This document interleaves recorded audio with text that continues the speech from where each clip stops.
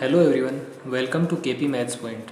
और देखो, पिछले दो वीडियोस में हमने सेट्स के बारे में जितनी भी बातें की थी तो सारे टॉपिक्स हमने उन दोनों वीडियोस में कवर कर लिए। तो आज की इस वीडियो में हम बात करने वाले हैं उन सभी टॉपिक्स पे बेस्ड कुछ एग्जांपल्स से, जिनको करने के बाद आपको टॉपिक के रिगार्डिंग थोड़ी और क्लियरिटी आएगी। ठीक है, तो देखो शुरू करते हैं आज की वीडियो और फर्स्ट एग्जाम्पल देखते हैं। अपना फर्स्ट एग्जाम्पल क्या बोल रहा है कि write the set this given set है। कोई सेट मान लीजिए, कोई सेट ए है where x is the element of set A such that x is a positive integer and second condition है x square is less than equals to 25। तो ये हमें सेट बिल्डर फॉर्म में given है और हमें इसे चेंज करना है रोस्टर फॉर्म में।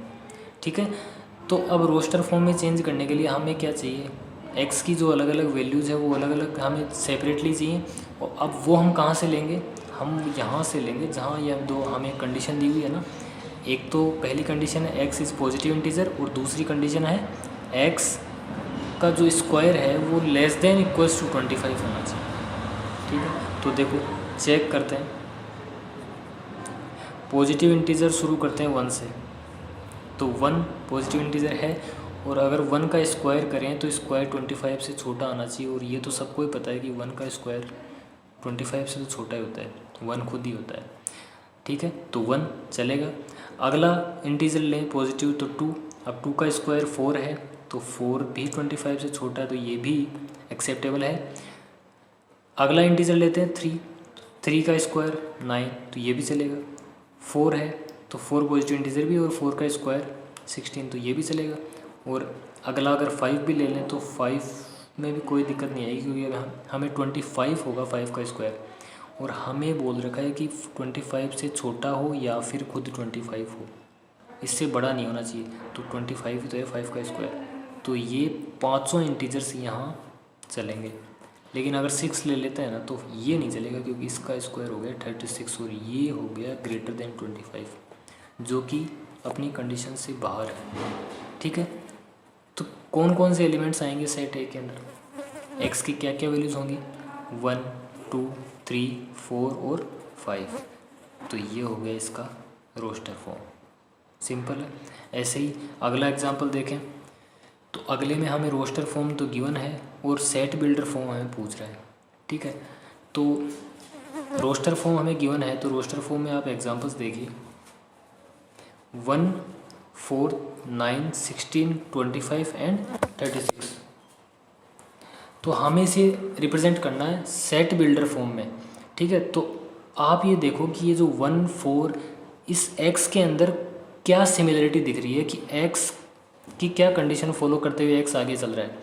तो कोई सेट A है वे x is the element of set A such that x क्या है, x is the square of natural numbers. ये आप देख सकते हैं कि x का फर्स्ट एलिमेंट है 1 और ये 1 का स्क्वायर है। अगला है 4 तो 4 2 का स्क्वायर है। फिर है 9 तो ये 3 का हो गया। 16 है तो 4 का हो गया। 25 है तो 5 का हो गया। 36 है तो ये 6 का स्क्वायर हो गया। और आगे अगर चलते हैं तो फिर 49 आ जाएगा, 64 आएगा, 81 आएगा, अप टू सो ऑन, मतलब स्क्वायर स्क्वायर चलते रहेंगे नेचुरल नंबर्स के।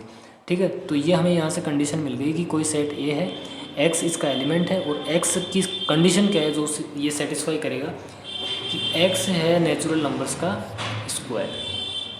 ठीक है, तो दूसरा एग्जाम्पल भी आपको समझ में आ गया। चलो अब तीसरे पॉइंट पे चलते हैं। तीसरा क्वेश्चन बोल रहा है कि अपने पास सेट है 5, दूसरा सेट है गिवन ए जिसके 2 एलिमेंट्स हैं 1 और 3, एलिमेंट सेट बी है जिसके एलिमेंट्स हैं 1 5 9 और सी है जिसके हैं 1 3 5 7 और 9। अब हमें ये पूछ रहा है कि ये जो 4 ऑप्शंस हैं इनके अंदर अपने को रिलेशन बताना है कि ये इसका सबसेट है या सबसेट नहीं है। सबसेट होगा तो ये इससे रिप्रेजेंट करेंगे, सबसेट नहीं होगा तो इससे रिप्रेजेंट करेंगे। ठीक है, तो अब देखो देखते हैं फाई और ए में क्या रिलेशन है। फाई सेट सबसेट है क्या ए का, है या नहीं है, ये हमें चेक करना है। तो फाई का तो सीधा फंडा है, हम जानते हैं कि जो फाई है ये हर सेट का सबसेट होता है। ठीक है, ये नोट पॉइंट में हमने देखा भी था पिछली वीडियो में। तो फाई तो सबसेट होगा ही होगा, ए का भी होगा, बी का भी होगा और सी का भी होगा। दूसरा पॉइंट देखें ए और बी। ए और बी में बताओ कि ए सबसेट होगा या नहीं होगा बी का। तो देखो सबसेट क्या होता है, अगर ए सबसेट होगा बी का तो आप जानते हैं कि ए के सारे एलिमेंट्स बी में हमें मिलने चाहिए, ठीक है। तो अब चेक करो कि ए के जितने भी एलिमेंट्स हैं वो बी के अंदर हैं या नहीं है। अगर हैं तो सबसेट है होगा, और अगर नहीं है, अगर एक भी एलिमेंट नहीं मिला ना बी में तो ये इसका सबसेट नहीं होगा। तो ए के अंदर एलिमेंट्स हैं अपने पास 1 और 3, ठीक है, और बी के अंदर है 1, 5 और 9। तो ये ए का 1 तो मिल गया बी में, लेकिन ये 3 तो नहीं मिला ना, तो सारे एलिमेंट्स नहीं मिले सेट बी में, तो ये ए जो है ये बी का सबसेट नहीं होगा, और नहीं होगा तो हम इसे रिप्रेजेंट करेंगे ऐसे, ठीक है, A is not the subset of B, ठीक है। तीसरा पॉइंट देखते हैं ए और सी। ए और सी में क्या रिलेशन है, अगर ए के सारे एलिमेंट सी में मिलेंगे तो सबसेट होगा, वरना तो नहीं होगा। तो चेक करो 1 और 3 है ए का, तो अब सी के अंदर 1 है क्या, हाँ जी है, 3 है क्या, बिल्कुल है, तो 1 और 3 दोनों हमें सी में मिल गए, तो सिंपल बोल देंगे A is a subset of C. चौथा है अपने पास बी और सी में बताओ, तो बी के एलिमेंट देख लो, और अगर सारे सी में मिल जाते हैं तो इसका सेट क्या होगा, सबसेट सॉरी, 1, 5 और 9। तो अब सी में देखो 1 है, 5 भी है और 9 भी है, तो तीनों एलिमेंट हमें इसमें मिल चुके हैं, तो हम बोल सकते हैं कि बी जो है ये सी का सबसेट होगा। अब एक चीज़ और देखो यहाँ पे, अगर बी सबसेट है सी का तो सी क्या है बी का, सुपर सेट होगा ना।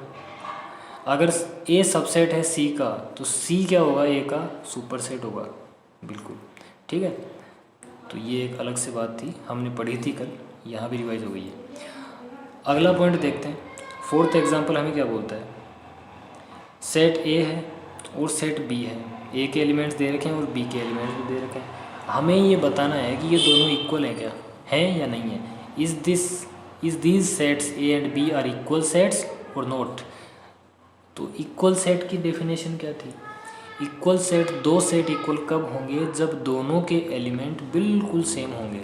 अगर सेट ए में जो भी एलिमेंट्स हैं सेम टू सेम एलिमेंट्स अगर बी में भी हमें मिलें तो हम बोल सकते हैं कि दोनों एलिमेंट्स सेम इक्वल सेट्स होंगे, ठीक है। तो देखो सेट ए के अंदर क्या क्या एलिमेंट्स हैं अपने पास, 1, 2, 3 और 4। अब बी के एलिमेंट्स देखो, अगर बी में भी 1, 2, 3, 4 ही होंगे तो ये दोनों इक्वल सेट्स होंगे, वरना तो नहीं होंगे। तो बी के एलिमेंट्स देखो आप, 3, 1, 4 और 2। तो ए के अंदर 1 है, बी में भी है, ए में 2 है, बी में भी है, ए में 3 है, बी में भी है, और ए में 4 है और ये बी में भी है। एक्स्ट्रा कोई एलिमेंट ना तो इसमें है ना इसमें, इसमें भी 1, 2, 3, 4, इसमें भी 1, 2, 3, 4। तो हम सिंपली बोल सकते हैं कि सेट ए और set B are equal sets, ठीक है। इतनी बात समझ में आती है। अब देखो एक इम्पोर्टेंट टॉपिक और है, इंटरवल्स क्या होते हैं। इंटरवल्स ब्रैकेट्स कई प्रकार के होते हैं। देखो ये जैसे ओपन ब्रैकेट है, ठीक है, एक टाइप ये है ब्रैकेट्स का, दूसरा ये है और तीसरा ये है, ठीक है। ये ओपन ब्रैकेट है, इसका मतलब क्या है, कोई भी अगर एलिमेंट्स होंगे ना, जैसे ए से बी है तो ए से बी पे अगर ओपन ब्रैकेट है ना, इसको बोलते हैं ओपन ब्रैकेट, ठीक है। इससे हम बोलते हैं क्लोज्ड ब्रैकेट, क्योंकि इसकी बाउंड्रीज हमें क्लोज दिख रही हैं। और ये होता है करली ब्रैकेट्स, ये होते हैं करली ब्रैकेट्स, ठीक है। इनका मतलब क्या होता है मैं बताता हूँ आपको। ओपन ब्रैकेट का क्या मतलब है, देखो इससे समझो, अगर ए से बी ओपन ब्रैकेट में है, इसका क्या मतलब कि जितने भी एलिमेंट्स होंगे ना वो ए से लेकर बी के बीच के होंगे, ना तो ए होगा और ना ही बी होगा, ये दोनों भी नहीं होंगे, लेकिन इनके बीच में जो भी एलिमेंट्स आ गए ना वो सारे इंक्लूड हो जाएंगे, ठीक है। क्लोज्ड ब्रैकेट अगर लगा दें ए और बी के, तो इसका मतलब हो गया इनके बीच के एलिमेंट्स तो होंगे ही होंगे, ये ए और बी खुद भी इंक्लूड हो गए यहाँ, ठीक है। और तीसरा जो करली ब्रैकेट्स है, करली ब्रैकेट्स का मतलब है कि इन ब्रैकेट्स के अंदर जो भी एलिमेंट्स हमें दिख रहे हैं केवल वो ही एक्सेप्ट होंगे, इनके अलावा कुछ नहीं होगा।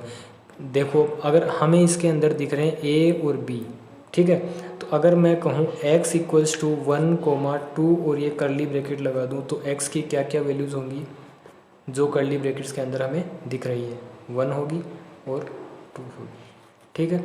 और अगर यही बात ऐसे कहूँ कि 1, 3 और ओपन ब्रैकेट कर दूँ तो एक्स की क्या क्या वैल्यूज़ होंगी, एक्स की वैल्यूज़ होंगी 1 से लेकर 3 के बीच में जितने भी नंबर आ गए ना, वो सारी की सारी वैल्यूज़ एक्स की होंगी।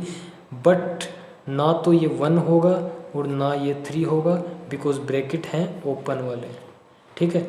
इसी की जगह अगर क्लोज ब्रैकेट लगा दें 1 और 3 क्लोज ब्रैकेट, तो अब 1 और 3 के बीच की तो वैल्यूज़ होंगी ही होंगी। अब यहाँ ये 1 भी एक्सेप्ट है और 3 भी एक्सेप्टेबल है, ठीक है। तो ये 3 टाइप के अपने पास ब्रैकेट होते हैं। मैंने इनकी डेफिनेशन आपको बता दी, एग्जांपल से देख लो। नंबर लाइन पे रिप्रेजेंट कैसे करते हैं वो देख लो, ठीक है। इसका मतलब हो गया एक्स ए से बी के बीच होगा, ठीक है।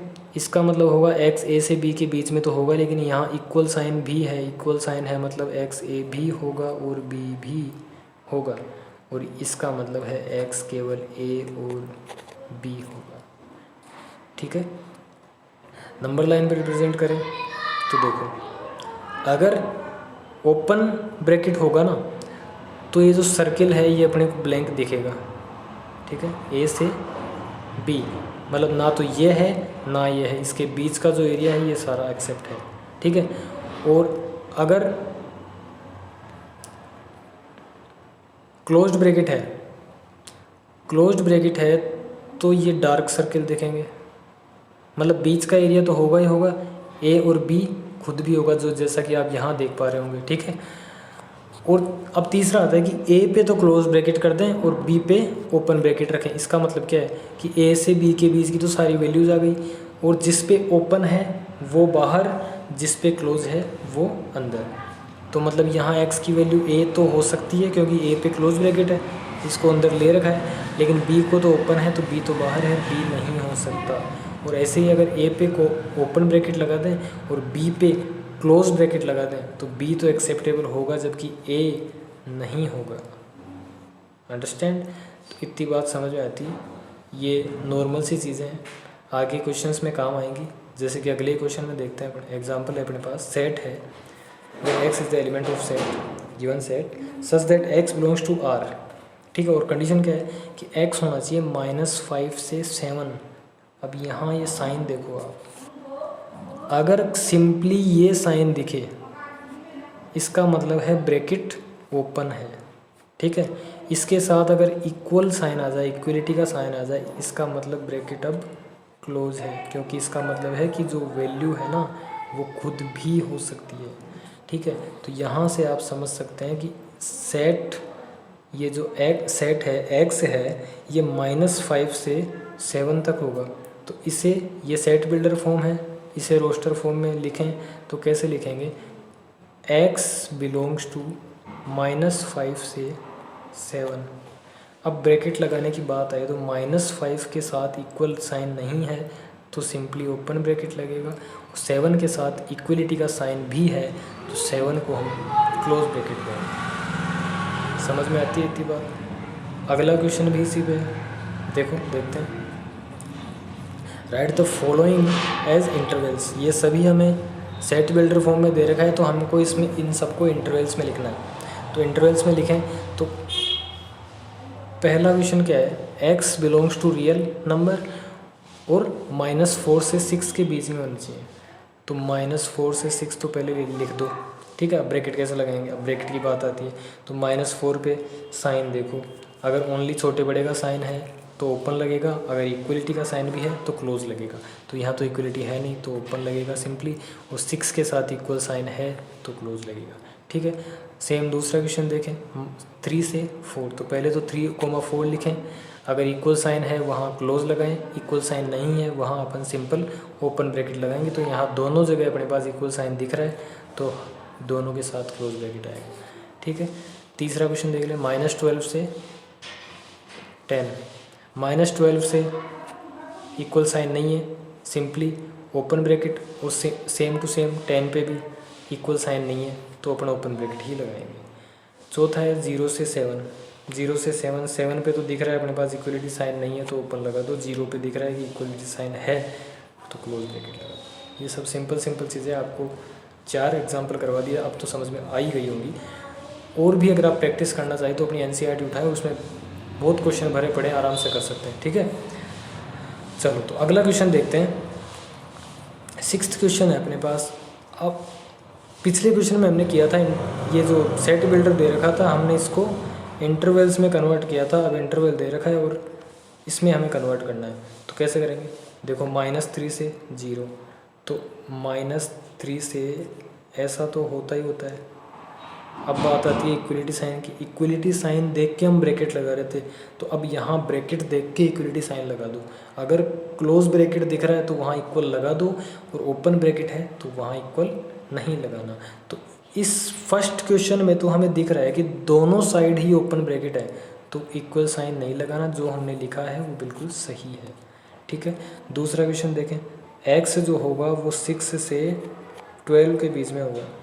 अब ओपन क्लोज का देखो कंसेप्ट कि ओपन है, 6 पे क्लोज है कि ओपन है। 6 पे हमें क्लोज दिख रहा है तो क्लोज है तो इक्वल साइन लगा दो। 12 पे क्या है? 12 पे तो ओपन ब्रैकेट है, ओपन है तो बस जैसा है वैसा रहना दो, सही है। ओनली 6 पे क्लोज ब्रैकेट था तो 6 पे इक्वलिटी साइन आ गया, ठीक है। अगला क्वेश्चन देखें, 5 जो है वो एक्स जो है वो 5 से 7 के बीच है, और यहाँ देख रहे हैं कि 5 पे तो ओपन ब्रैकेट है, तो 5 पे तो इक्वलिटी साइन आएगा नहीं। 7 पे देखो, 7 पे अगर क्लोज है तो इक्वलिटी साइन आएगा, लगा दो, ठीक है। अगला क्वेश्चन देखें, -5 to 4 होगा x, ठीक है। अब इसमें देखो -5 के साथ क्लोज ब्रैकेट है तो इक्वलिटी साइन आएगा, 4 के साथ भी क्लोज ब्रैकेट है तो इक्वलिटी साइन आएगा। बस ये सिंपल क्वेश्चन से आपको समझ में आ गए होंगे। 4 क्वेश्चन हमने इंटरवल में कन्वर्ट करने वाले देख लिए, और 4 ही हमने सेट बिल्डर में कन्वर्ट करने वाले देख लिए। अगला क्वेश्चन हम देखें तो देखो अगला क्वेश्चन बोलता है, सेट दिए हुए हैं हमें 3, सेट ए, बी और सी। हमें क्या करना है? इंडिकेट करना है यूनिवर्सल सेट।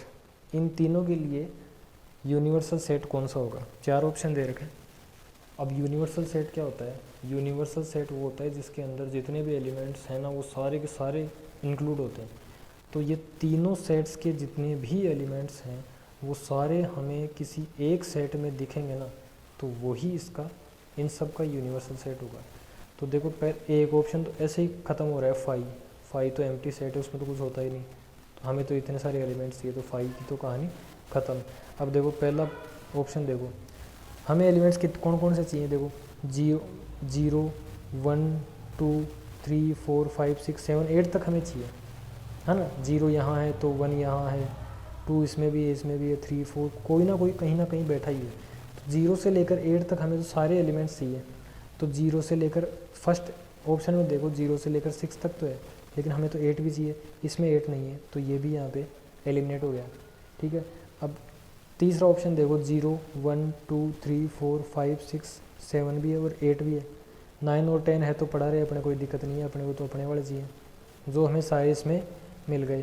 तो ये इसका इन सभी का ये सी जो है वो यूनिवर्सल सेट हो गया।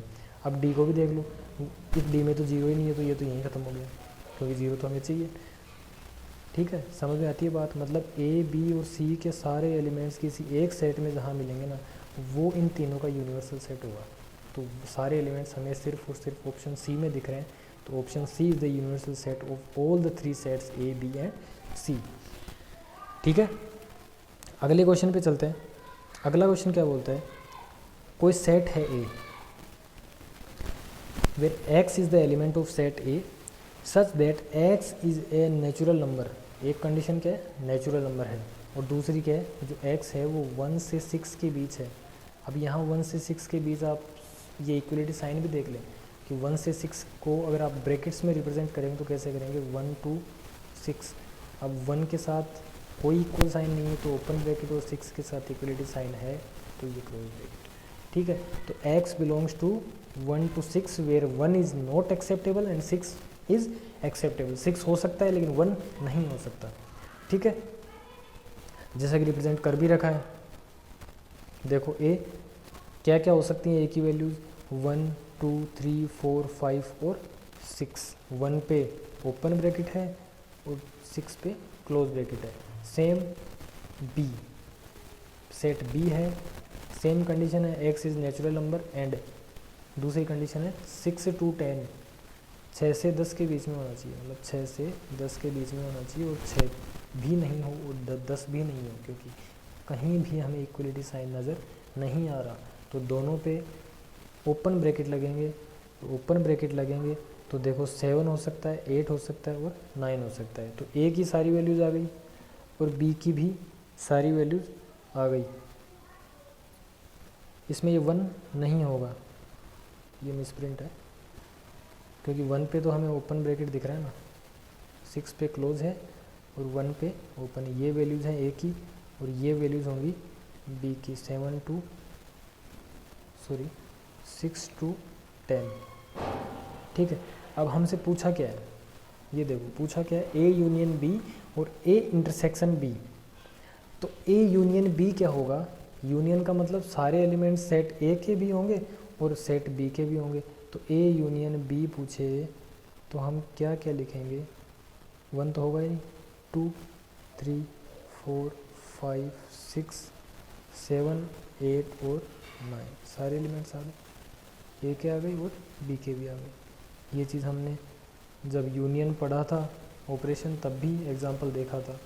ठीक है, और अब अगली बात हमसे पूछ रहा है कि A intersection B. A intersection B मतलब दोनों के अंदर जो कॉमन पॉइंट है वो लिखना है। तो ए इंटरसेक्शन बी देखो आप, कॉमन क्या क्या है, वो एलिमेंट्स बताओ जो सेट ए में भी हैं और सेट बी में भी हैं। तो सेट ए में तो 2 से 6 तक है, 1 नहीं है, 2 से 6 तक हैं और बी में 7 से 9 तक है। तो कॉमन तो कुछ भी नहीं है, तो क्या होगा 5, नल सेट। क्वेश्चन नंबर 8 आपको समझ में आता है। आगे बात करें क्वेश्चन नंबर 9, 4 सेट गिवन है, पूछ क्या रहा है, इंटरसेक्शन पूछ रहा है, फिर 3 का इंटरसेक्शन पूछ रहा है और फिर जो प्रॉपर्टी हमने देखी थी A intersection B union C, या फिर ऐसे ही पूछ सकता था A union B intersection C. ठीक है, देखते हैं। सेट ए की बात करें, ए के एलिमेंट्स दे रखे हैं 3 5 7 9 11, बी के हैं 7 9 13 और 11, सी के हैं 11 13 15 और डी के हैं 15 और 17। ए इंटरसेक्शन बी पूछे तो ए और बी के जो कॉमन पॉइंट्स हैं वो हमें लिखना है। ठीक है, तो ए और बी के कॉमन पॉइंट्स देखो, ए में क्या है 3 5 7 9 और 11। अब बी में देखो, बी में हमें 3 नहीं मिला, 5 देखो 5 भी नहीं है, 7 मिल गया तो 7 आ गया, 9 है 9 बिल्कुल है, 11 है 11 भी है, बस ए इंटरसेक्शन बी हो गया खत्म। ठीक है, अब A intersection B intersection C, तीनों का इंटरसेक्शन लेना है। अब ए इंटरसेक्शन बी तो देखो हमने ले लिया 7 9 और 11, अब इसका इंटरसेक्शन सी के साथ भी लेना है। अब जो ए इंटरसेक्शन बी है ना, एक सेट मान लो ए इंटरसेक्शन बी है और दूसरा सेट है सी, इन दोनों में अब क्या कॉमन पॉइंट है वो देखो, इसमें है 7, इसमें 7 है क्या, नहीं है, इसमें 9, इसमें 9 नहीं है, इसमें 11 है, इसमें 11 अपने को मिलेगा, तो दूसरे का आंसर अपना होगा ओनली 11। ये 11 ऐसा है जो सेट ए इंटरसेक्शन बी में भी है और सेट सी में भी है।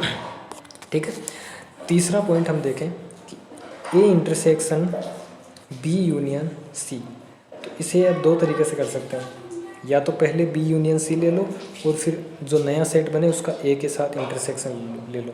चलो ऐसे ही करते हैं एक बार, पहले हम बी यूनियन सी लेते हैं। तो बी यूनियन सी लेंगे तो क्या होगा, 7 9 11 13 बी ये रहा और सी ये रहा, 7 9 11 13 11 13 15, 11 और 13 हम लिख चुके, तो एक बचा क्या 15।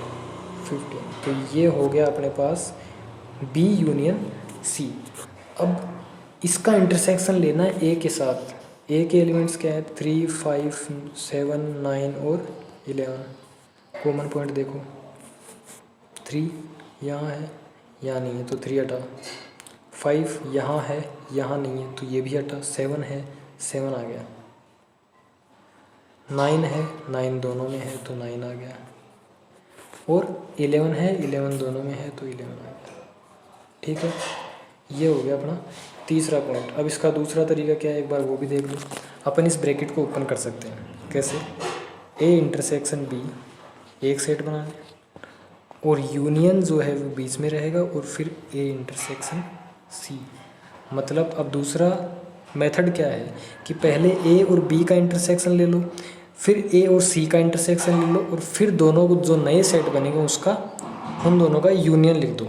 ठीक है, तो ए इंटरसेक्शन बी करके देखते हैं। ए इंटरसेक्शन बी में कौन कौन से एलिमेंट आएंगे?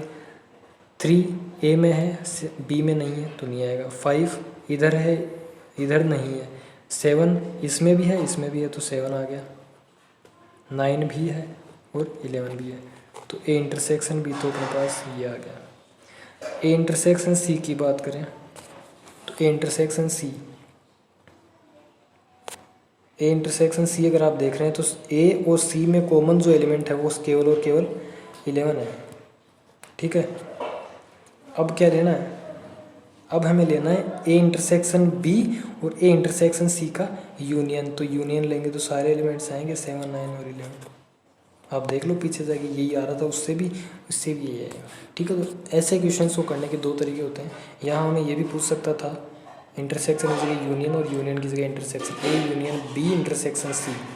ठीक है, इसके भी करने के 2 तरीके थे। एक तो जो दिख रहा है वो दोनों का इंटरसेक्शन लो, फिर ए के साथ यूनियन लो। दूसरा तरीका है ए यूनियन बी कर दो, बीच में इंटरसेक्शन रखो और ए यूनियन सी कर दो। ए और सी का यूनियन लें, ए और बी का यूनियन लें और फिर दोनों को जो नए सेट आएंगे उनका इंटरसेक्शन कर दें। ठीक है, अगला क्वेश्चन और देखते हैं। एक हमें यूनिवर्सल सेट गिवन है जिसके एलिमेंट्स हैं 1 to 10 और एक है सेट ए जिसके एलिमेंट्स हैं 1, 3, 5, 7 और 9। हमसे पूछा है ए कॉम्प्लीमेंट, ए का complement set of A.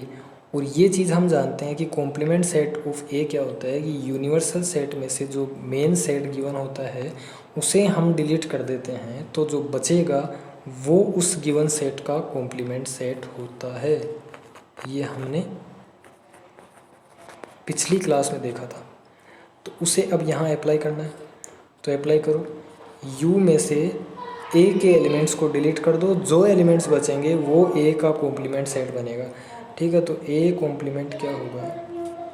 U minus ए।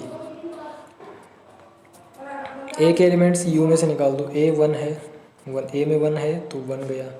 3 है, 3 उठाओ। 5 है, 5 को उठाओ। 7 है, 7 को उठा दो। 9 है, 9 को उठा दो। बच क्या गया वो सारे लिख दो। 2, 4, 6, 8 और 10, ये सारे एलिमेंट्स होंगे कॉम्प्लीमेंट सेट ऑफ ए के। ठीक है, सिंपल बात है। कॉम्प्लीमेंट सेट क्या होते हैं? गिवन सेट है उसको यूनिवर्सल सेट में से डिलीट कर देंगे सारे एलिमेंट्स को, तो जो एलिमेंट्स बचेंगे वो उस गिवन सेट के कॉम्प्लीमेंट सेट के एलिमेंट्स होंगे। ठीक है, अगला लास्ट क्वेश्चन देखते हैं। ऑपरेशनल जो प्रॉब्लम्स आती हैं इंटरसेक्शन और यूनियंस पे, तो उनको हम कैसे देखते हैं। ठीक है, तो देखो क्वेश्चन नंबर 11 है। सेट हमें दे रखा है एक्स है, एक्स का ऑर्डर है 17, वाई सेट है जिसका है 23 और एक्स यूनियन वाई है 38 और हमसे पूछा है x intersection Y.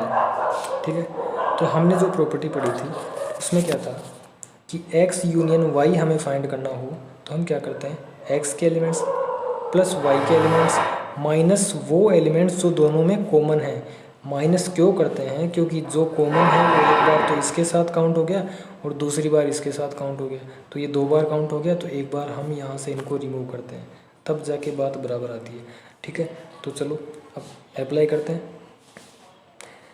X union Y हमें दे रखा है 38, एक्स है 17 प्लस वाई है 23 माइनस एक्स इंटरसेक्शन वाई, ये हमें फाइंड करना है। तो अब एक्स इंटरसेक्शन वाई है तो 38 इक्वल्स टू 17 और 23 कितना होगा 0 और 4, 40 माइनस एक्स इंटरसेक्शन वाई। ठीक है, अब एक्स इंटरसेक्शन वाई यहाँ से फाइंड कर लेंगे हम, तो ये आएगा 40 माइनस 38, 2 निकल करके आता है। ठीक है, तो यहाँ से हम सिंपली कैलकुलेशन है, फिर तो कंसेप्ट तो मेन ये था एक्स यूनियन वाई दिया हुआ हो तो हम फाइंड करेंगे X plus Y minus X intersection Y. ठीक है। तो ये हमने सारे क्वेश्चंस देख लिए, जो भी हमने सेट दो क्लासेज में सेट के बारे में जितने पॉइंट्स देखे थे उन पे बेस्ड सारे क्वेश्चंस देख लिए। तो आई होप आपको ये वीडियो अच्छी लगी होगी और समझ में आई होगी। आपको ज़्यादा प्रैक्टिस करनी है तो आप अपनी NCERT खोलें, और मेरे को लगता है कि अब ये सारे क्वेश्चंस अगर आपने समझे अच्छे से तो NCERT का कोई क्वेश्चन आपसे नहीं रहेगा, ठीक है। तो अब वीडियो को लाइक करें, शेयर करें, और अगली वीडियो आएगी तब तक का इंतज़ार करें। Thank you.